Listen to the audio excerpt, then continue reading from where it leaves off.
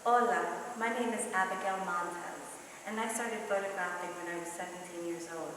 I had an interest in photography because my father photographed my siblings and I when we were children, and he always had a camera on hand, was always buying some new piece of equipment and trying it out with us.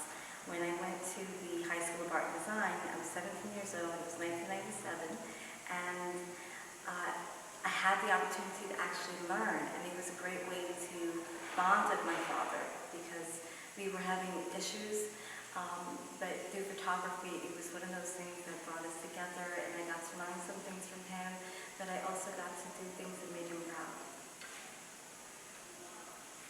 My project is my Beloved Bronx. It's my labor of love for my own community on Simpson Street and 163rd.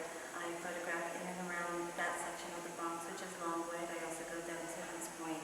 It's a series of black and white images that portray the beauty of the people. It's everyday happenings, the buildings that are there, and also pays homage to the people who helped rebuild that part of the South Bronx when it was burned down in the 1970s. Simpson Street itself is very much affected. I grew up down the block from Fort Apache and just a few blocks over from Ladder 31,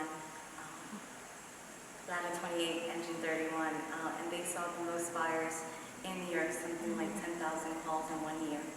So for me to grow up in a place where I didn't have those experiences, I always felt safe. I always, had this sense of security living on Simpson Street when my neighbor showed me a photo of her son in Melrose and Falls in the South Bronx of America, and he was standing on top of a pile of rubble. It started to click in me, what exactly happened before I even got there, before I was even born. I had no idea that the Bronx was bombed out. I had no idea or why the streets I was walking on were, filled with bricks and glass, and there was no explanation for why there were no buildings there. My mother couldn't tell me because both my parents came from Puerto Rico in 1980, and I was born in 81 after these things stopped. So my work is about educating people about what happens within the community, but also capturing hope for the things that are to come. Because we have such a rich history of activism in the community, whether it was Father Gigante in St. Athanasius, Sister Thomas at SISDA, Casita Maria. These are places that survived or were created because of this issue.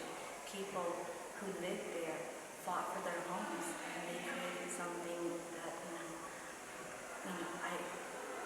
I can't even